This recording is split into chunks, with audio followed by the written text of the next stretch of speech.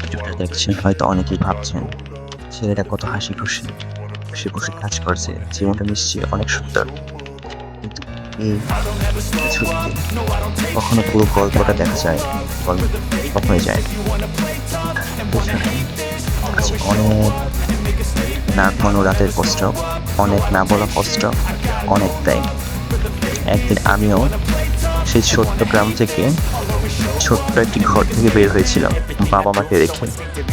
সেদিন মা বলেছিল নিজের খেয়াল রাখিস, যত্ন করিস, আর বাবা কিছুই বলেনি, শুধু চুপচাপ তাকিয়েছিল নীরব চোখ দুটি আজও আমার সবচেয়ে বড় দায়িত্বের একটি প্রতিচ্ছবি হয়ে।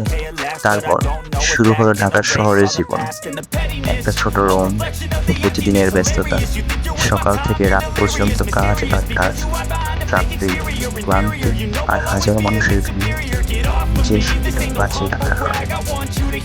অনেক সময় অফিস থেকে ফিরে শরীর আর যত চাই, তবুও ক্যামেরা অন করি, কারণ আমি জানি আমার আজকের এই কষ্টই হয়তো আগামী দিনের সুন্দর একটি গল্প হবে।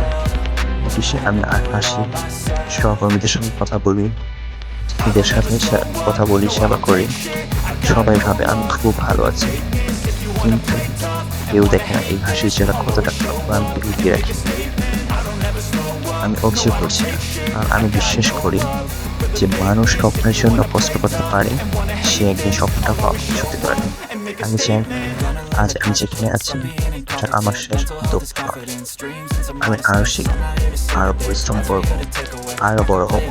একদিন যখন বাবা মায়ের মুখে হাসি পড়বে, তখন আজকের প্রতিটা কষ্ট সার্থক হয়ে যাবে। আমি থামবো, আমি হাঁটছি, ধীরে প্রতিদিন একটু করে সামনে এগিয়ে যাচ্ছি।